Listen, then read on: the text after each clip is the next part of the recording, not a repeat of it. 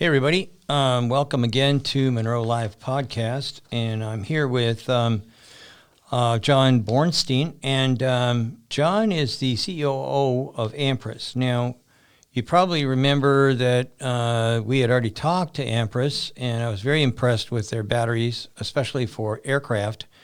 But they've come out with something even better. And Jon, I'm all ears. I read this thing. I'm pretty amazed. I'm here to find out what it is and how you did, because you still have the same silicon anode platform, correct? Yes. So what we've done here is we've continued to improve the performance envelope, if you will, of our cell, of our technology. And what we have demonstrated and what we've published is that our cell now can sustain 10C, and that is a very high, and that's continuous. That's a very high discharge rate. Quickly, I'd rather you, why don't you describe a little bit about what's the difference between 10C and what everybody else has, which is like 3. Well, let me explore that a little bit. So fundamentally, what we're demonstrating here is a very high discharge rate that can be measured independent of C rate as a watts per kilogram. And we can go to very high watts per kilogram with our cell technology. And what does that mean? That means that we can change the opportunity for things that need a lot of power and need energy. That translates into flying things because they need power to get off the ground.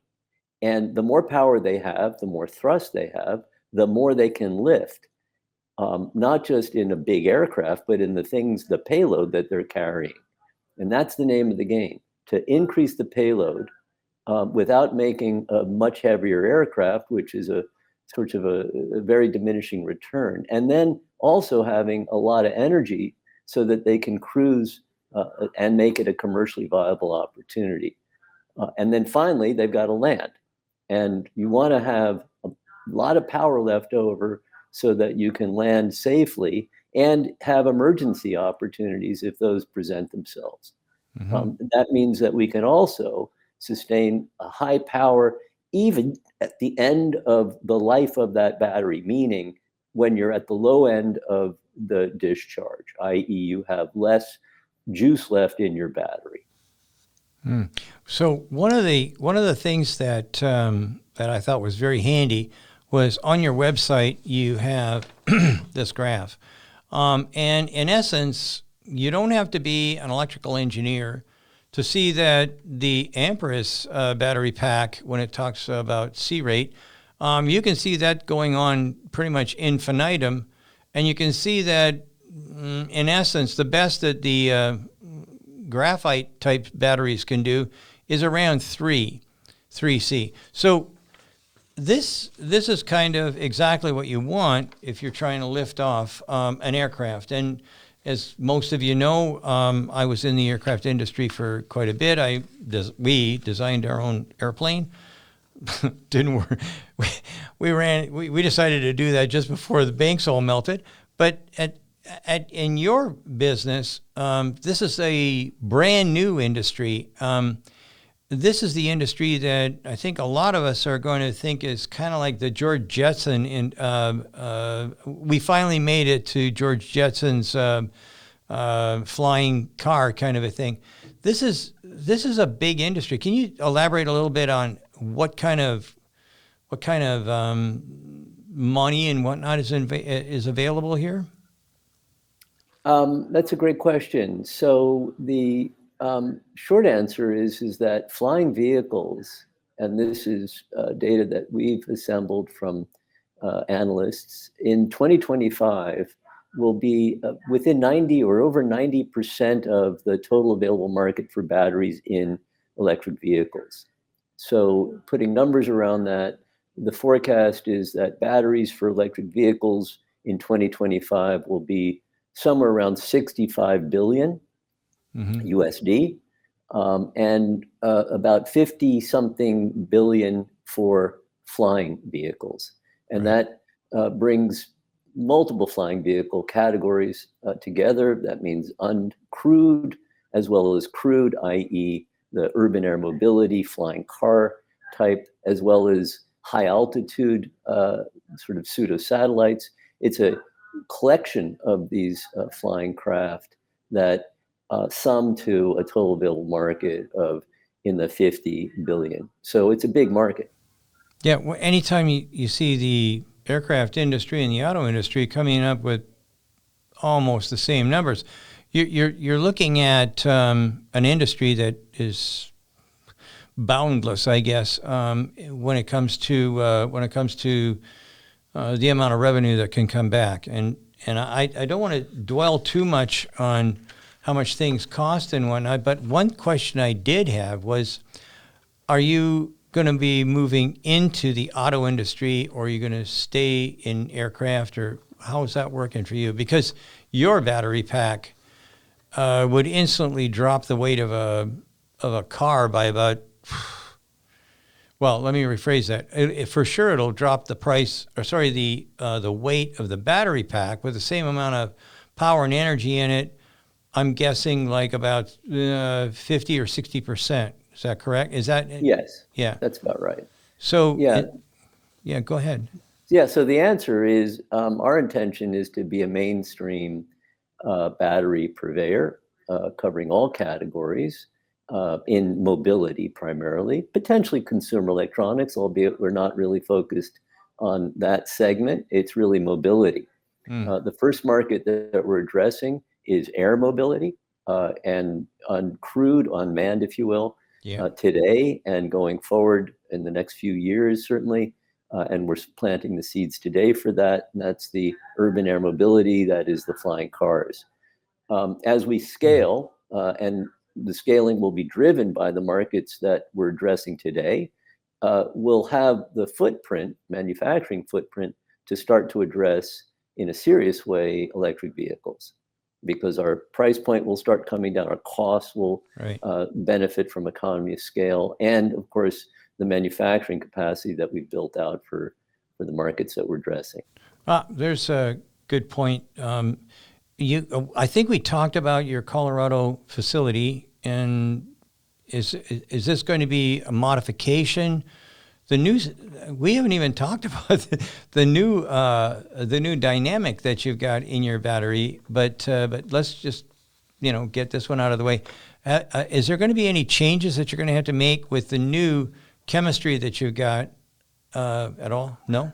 No. So this doesn't change the manufacturing per se. This is a cell design with regard primarily to the sort of design of the electrodes. And fundamentally, it's the design of the cathode. The anode is basically the same across all our products.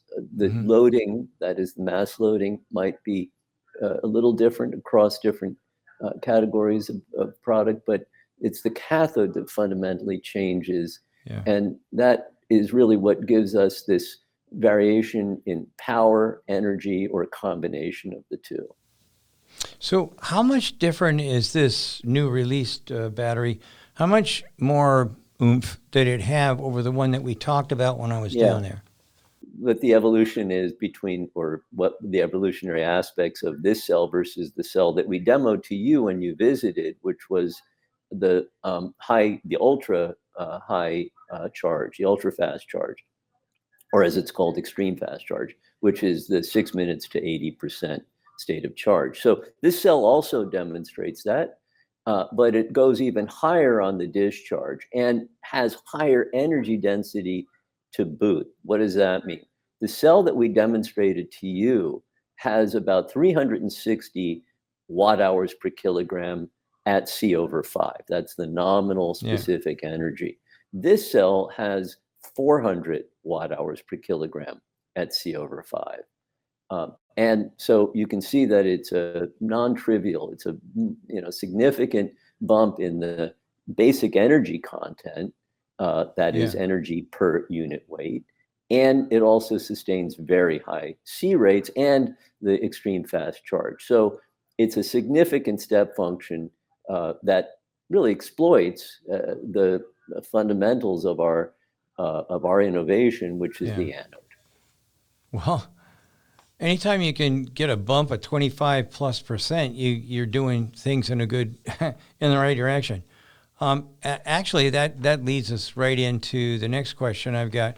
You talked about how quickly you can charge, but maybe what we should talk about is this 0 to 60 number, which is astounding. Yeah, and this is in a vehicle. This will be in a Tesla or something like that, not a truck or something.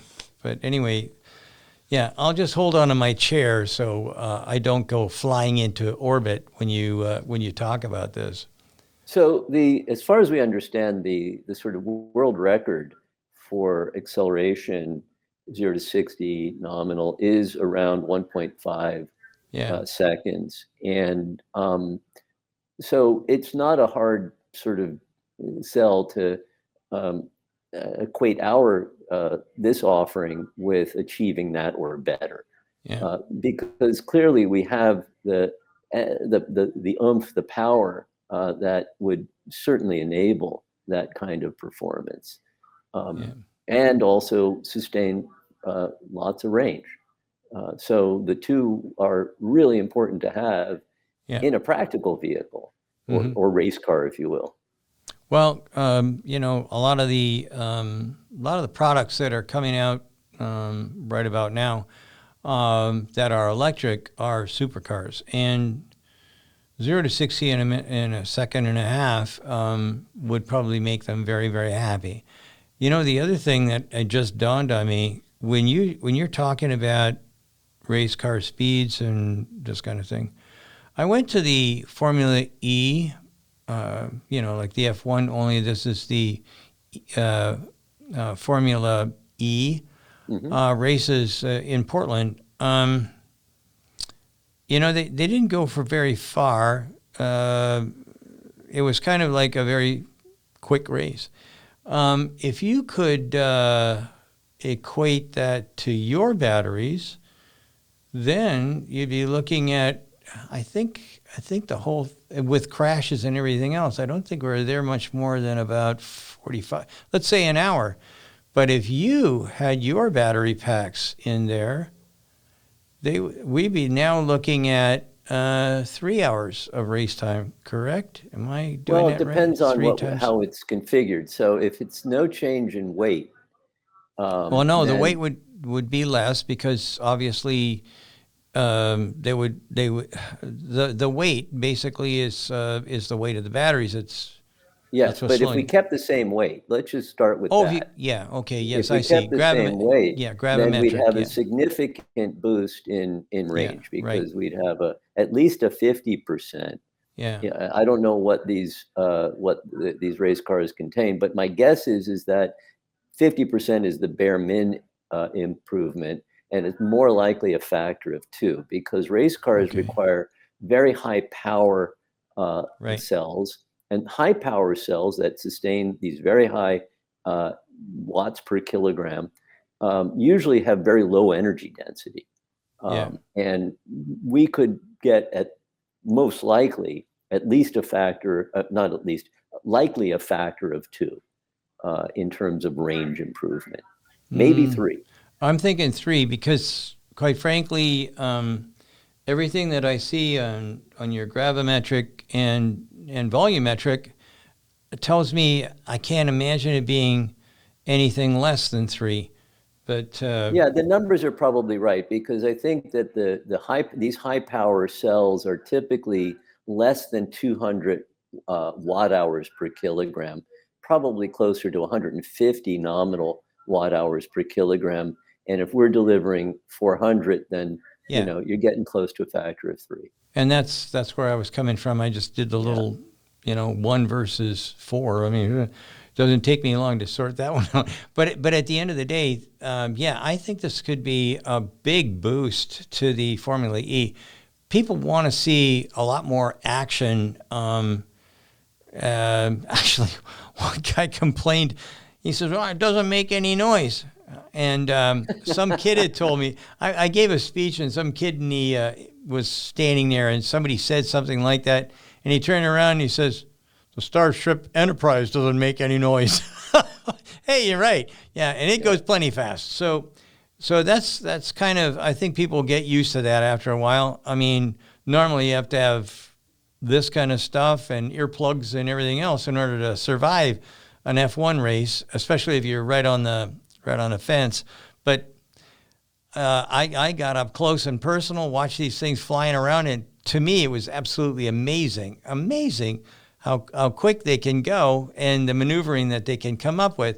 I think with your batteries, maybe you should talk to the F1 guys and see what you can do. You got Runkle. Well, we actually do. Wait a minute, you got Runkle. He knows all these racing characters. So yeah, go and poke him and say, "Hey, Don, how about it?" And because I think they use nothing but the Lucid electric motor, which I think is the best, and then putting your batteries in there would give the E1 guys, the Formula E racers probably a big boost. I think they really go for that. The thing, however, as I understand it, is for the Formula E, every battery has to be the same. Yeah, that's exactly right. And every electric motor is the same too. Yes. So you, instead of just making sale on one battery pack, right. I mean, I think there was 24 or 26 people that signed up initially, and they narrowed it down to something. But hey, selling 24 battery packs and getting your name stuck on the side of every Formula E car wouldn't be such a bad thing. Tell Runkle he owes me 2 beers now. So yeah, actually, that's our target for our first foray into electric vehicles, to get into race cars. Actually, well, I think if you can talk to the guys at the Formula E and tell them, hey, I can get you a longer race, I think they would be sitting up and taking notice. So let's jump back in here, and we talked a little bit about the C ratios. Let's talk a little bit about something I'm a little even more excited about, and that's the energy power density. We've touched on it, but this is the graph, and you can find this online. I don't know how to put this so everybody can see it, but anyway, there we go. Can you address this one a little bit, because it's not hard to see which way this one's going as well. So this is what's called in the trade, if you will, a Ragone plot, Ragone, and what it is measuring is the watt hours per kilogram, the specific energy, versus watts per kilogram, the specific power. And in basically all cell chemistries and all cell designs, there's a trade-off. As you go to the higher discharge rates, i.e. you're on the x-axis, that's increasing, your energy drops off. That's invariable. The question is, how much does it drop off? And therefore, over what range of specific power can you sustain high energy? And what we're showing here is that we can go to very high C rates, very high discharge rates, very high watts per kilogram, and still retain plenty of energy.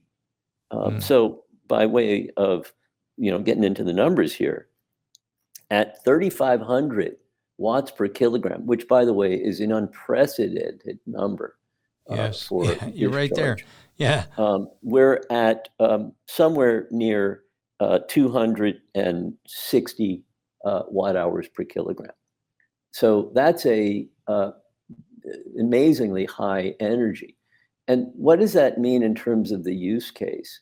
That means that we can allow for planes, and that's this target market that we're talking about, to have lots of crews. So they have plenty of power to take off and land, but that doesn't soak up all their energy. They still have plenty of energy left over, so they've got a long duration of flight. Right. Yeah. And that's a huge game changer in this emerging urban air mobility. But not Yeah. only that, in today's markets for these drones, in particular military drones that need to have long mission time. Right. Yeah. Again, we do dabble in the defense industry business, and I can remember working on it was a surveillance plane, and we were all excited because we could get it to stay up for 6 hours. I'm thinking that with your batteries and the right configuration of we'll call it a drone, I'm pretty sure you could easily eclipse that, and you don't have to deal with something that makes noise. Because the only way we could keep that up there was with this little, for lack of a better word, diesel engine. And yeah, I mean, I could have knocked that out with a slingshot. The other thing that I forgot, I didn't have it the right way around, but this is the C factor thing that we were talking about a little bit ago. Yeah. And you can see here how they, in essence, you see the drop on the bottom, which is a standard graphite type of battery, and then you can see what's going on with Amprius at the top, where the 10C. It's amazing here for. Yeah, let me get into that. And explain what we're seeing here. So we took a off-the-shelf COTS, as they're called, consumer off-the-shelf graphite battery, and characterized it. Mm-hmm. And this is a fairly respectable battery that is, let's say, addresses both power and energy applications, has a nominal specific capacity, specific energy at C/5 of around 250, which is pretty typical. The cylindrical cells, for example, in a Tesla are just a little bit north of that, maybe 260 to 270. Yep. So this is pretty run-of-the-mill. Yep. And then we characterized its power capability. Now, one of the limitations when you're doing high discharge is temperature. Cells heat up. I think anybody who's familiar with RC, planes or helicopters, they know that those lipo cells get warm, get hot, and they discharge fast because they're flying these maneuvers, and they get hot, and that limits, and they're self-limiting how far you can push the discharge. Right. So this graphite cell, hit its temperature limit. That's one of the curves that you have, which is around 60 degrees at 3C. So we couldn't push it any further. Whereas our cell, it didn't hit that temperature limit until around 10C. So same temperature, 60 degrees, but 3 times the discharge rate. So that's what the difference is here. Now, there are cells that are designed, we talked about this a moment ago, that are based on graphite that can sustain these high C rates, but they're much lower nominal energy. Right. They're down around 150. This one's around 260 watt hours per kilogram. So yes, you do have high, anybody who's knowledgeable will say, well, no, you can get high C rates from graphite cells, but big trade-off in energy density. Exactly right. And energy and power don't often go hand in hand, but as you just saw in the graphs, the Amprius battery pack seems to be doing quite well. Yeah, I had a couple of questions here. With the new chemistry, I'm assuming that weight-wise, it hasn't been affected. It's more like a refinement of the anode. Is that correct? It's actually, as I said, this is mostly in the cathode design. Yeah.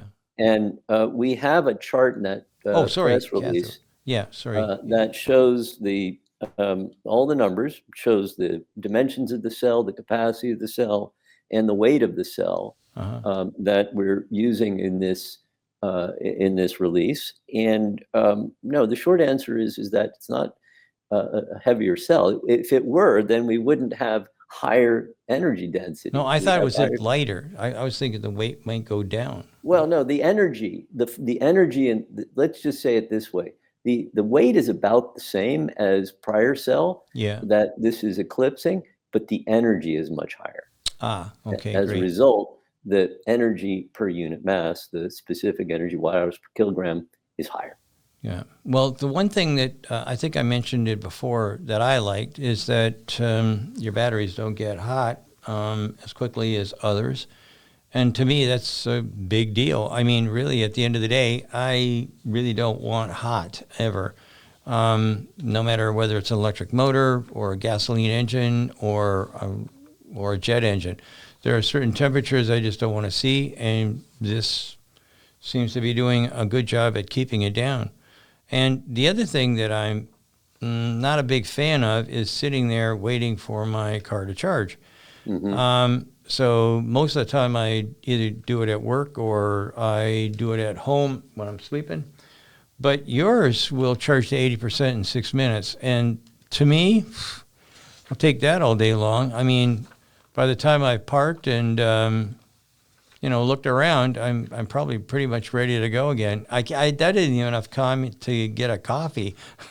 At the end of the day, that's really quick. So maybe you can comment a little bit about that. Yeah. That's the same as the other one, though, too, wasn't it? Wasn't the original? Yeah. So that's right. So this is an evolutionary advancement in the cell that we used as the vehicle for demonstrating the extreme fast charge, which is, as you point out, 6 minutes to 8% state of charge. But what we've done with this is we've demonstrated a higher specific energy and no compromise in discharge, in high discharge rate, high C rate. So it's as I said, it's about 360 to was our previous specific energy. Now we're up to 400. So that's a significant increase. It's 10% approximately increase in overall energy density, which is huge in this business. Yeah. So speaking of business, who is? Can you talk about any of your customers? I know you said don't mention anything about cost, but who can you talk about any of the customers that are? Of course, I can talk about categories, but I can't mention too many names. Oh. The ones that we have gone public with, I can mention, and they cut various categories. So, for example, in the drone business, we're supplying cells for the Teledyne FLIR, which makes the Black Hornet. Right. And that is what we've enabled is almost doubling their mission time with no. What is the mission time on the Black Hornet? So historically, it was on the order of about 20 minutes. So we're getting about over 40 minutes. So that's a game changer in surveillance and in recon. And that means that the radius that you can go effectively is doubled. Yeah. And so that opens the opportunity for more enhanced recon. And it's being used as we speak in a particular theater in Eastern Europe. I wonder where. And so there's a lot of demand for this, and that's great for us, and we're happy to support that. So that's one side, and that's a power cell that, of course, also has high energy density. And then on the other side of the equation, we've got a customer, Airbus Alto, which does high altitude pseudo satellites, and that's an energy play. They don't do a lot of power draw. It's pure energy, if you will. And that sustains long flight durations, basically all day. And then they charge during the day and do pure discharge at night. And so and they're charging by solar cells that are mounted on the wings. Right. And they've demonstrated 2 months of flight, but they can do a year with our cells, which is it's amazing. The step that they're taking. And these are important, and it's a growing market because it is a cheap satellite. It's a way to do imaging and communications by just launching basically a paper airplane into the stratosphere. So what would the altitude be for a plane like that? Oh, easily 60,000 plus. 60,000. Yeah. And well, it's using your batteries. And what kind of airspeed would that have approximately? kills? I don't have those figures off the top of my head, but they're not running really fast. Well, My guess is that they're on the order of 30 knots, thereabouts. yeah, I was thinking 15 or 20, but 30, that's actually faster than I anticipated, because it would be more like a kite than much of anything else, except there's no air at 60,000 feet. That's almost, well, it is. It's 10 mile. Is that right? Yeah, 10 miles. 10 miles up. So, Yeah. well, that's pretty interesting. I know that you've been with the company for about 10 years or so. Yeah. Maybe it'd be a good idea if you could give a little bit about your background, and then we can close it out. So Okay, a little bit sure. about you. So yeah, I've been with the company for 10 years, and have been a part of the sort of transformation from can we do it to yes, we can do it and we can sell it. And now what we're focused on is scaling. So we're scaling in two steps. One is our headquarters here in Fremont, California. We're doubling our footprint to get a fast jump on a capacity expansion of about 10x into the megawatt hour regime from hundreds of kilowatt hour, which we've been running for a few years now here. And then in parallel, we're building out a facility in Brighton, Colorado, which will enable hundreds of megawatt hour up to the gigawatt hour regime over the next several years. So that is, real demonstration of our seriousness and our intention to take this market in a big way. And that market that we're taking is for high performance right now, in particular in the aviation space, and then get more mainstream in electric mobility. Yeah. And me personally, so my background is semiconductors principally, and semiconductor derived technology. So I know something about silicon. I was doing silicon when silicon was still a part of Silicon Valley, but we're doing silicon differently now. We put it in batteries, and we're taking advantage of it in a different way that semiconductors do. So silicon is the second most abundant element on the planet. And so you can see that its application can be not only in the circuit, but in what powers the circuit. Yeah. So at the end of the day, I have one question, and if we have to delete it, I'll do that. But I was wondering, did you get past all of the regulations and whatnot in Colorado? I know that when we were talking before, there was a couple of stumbling blocks there. Is that all settled now? Are you all?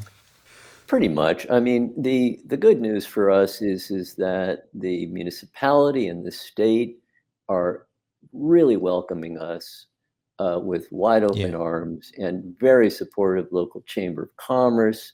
The businesses at large are very, very accommodating, very open. But you got to go through all the steps that it takes to build out a big facility. It's a 1 million square foot facility. And so there are, of course, all the permitting, planning, et cetera. And that's what's happening as we speak. Well, that's a happy way to end the conversation. Jon, thank you so much for giving us the opportunity to talk to you. I'm thrilled to hear that Amprius is doing well. I don't know if we mentioned it, but the last two videos we popped out, grand total there is plus 500,000 views. So that's pretty good. That means people are paying attention. So thank you again for a wonderful interview, and have a great weekend.